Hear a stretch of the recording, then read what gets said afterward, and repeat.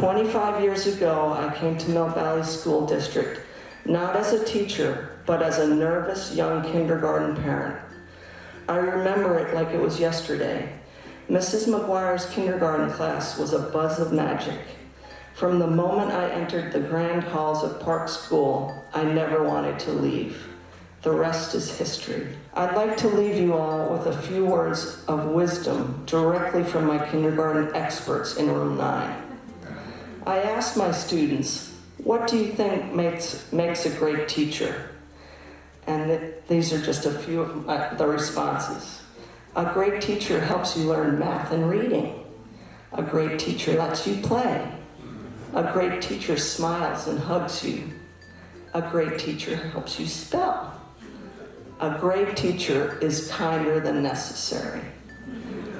I am so grateful to be a small part of the magic that happens in kindergarten. So in my 20th year as a teacher, I've been reflecting on how skillful communication plays an essential role in a healthy community.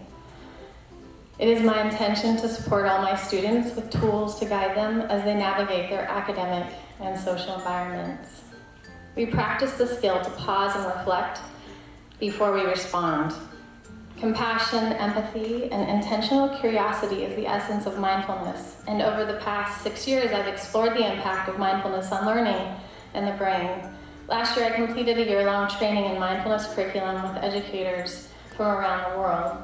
And this has segued a larger conversation around diversity, equity, and inclusion in our schools. So I wanted to research a little bit about Elizabeth Terwilliger.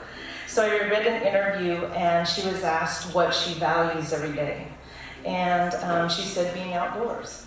And I don't know if you know, but she showed the joy of discovering nature, and it was just something really special to heart for her.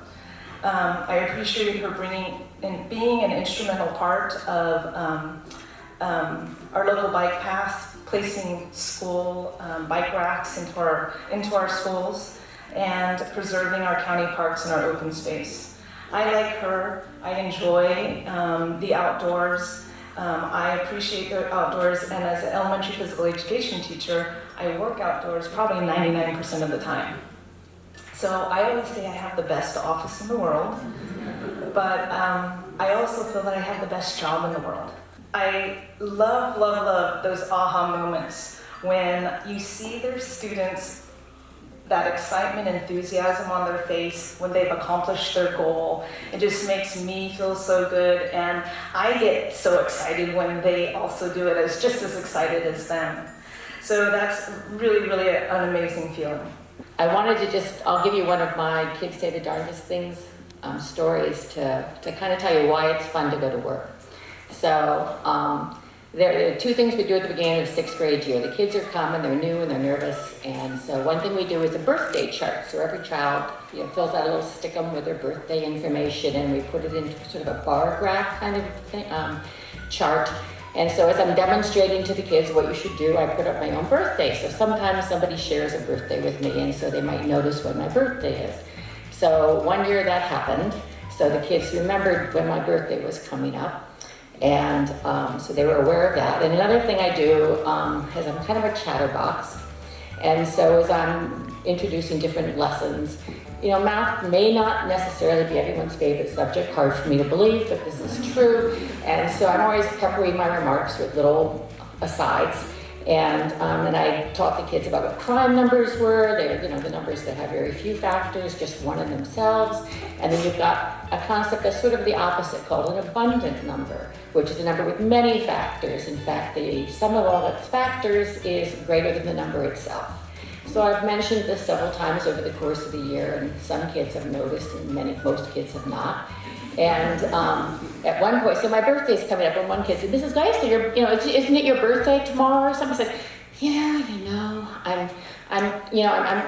I'm turning 61, and I'm feeling like I might be getting old." And then one of those children, the ones that you live for as a math teacher, who's been watching you like a hawk the entire year, he raised it, "Mrs. Geisler, you're moving from an abundant number to a prime number." And I said, "You're right, this is great, I love it." When I found out that I got the this award, my first thought was, wait, I'm not a teacher.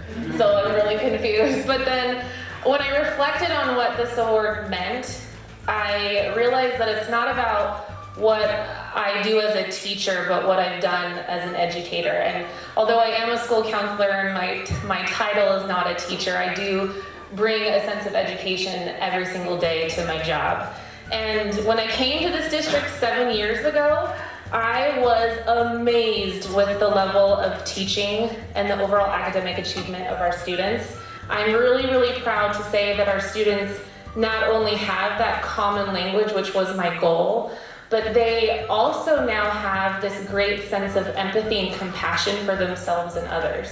Every teacher here understands the bond that we make with our students, why we're so excited in the fall to meet that new little group of kids, and why we're so sad in June when we have to hand them off to another teacher. Those are our kids. So building that community inside of this bigger, larger community, that's what teaching is all about. And I feel very fortunate that my entire teaching career has been here in Mill Valley, in the school district, at Old Mill School. 21 years, first, second grade, almost 500 individual opportunities to share in the learning. So thank you to all the families that are here that shared your children with me and the other teachers in the district. That's a trust, and we take that very seriously.